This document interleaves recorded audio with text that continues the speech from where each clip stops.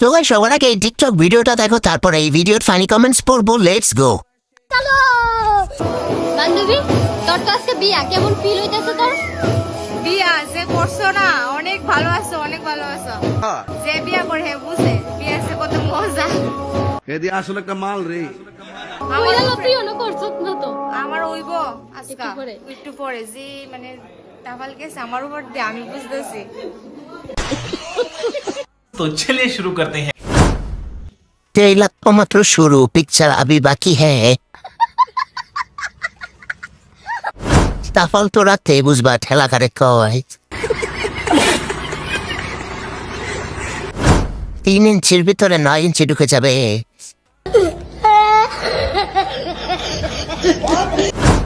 বান্ধবী অনেক খুশি, কারণ যে আগে থেকে খেলোয়াড়।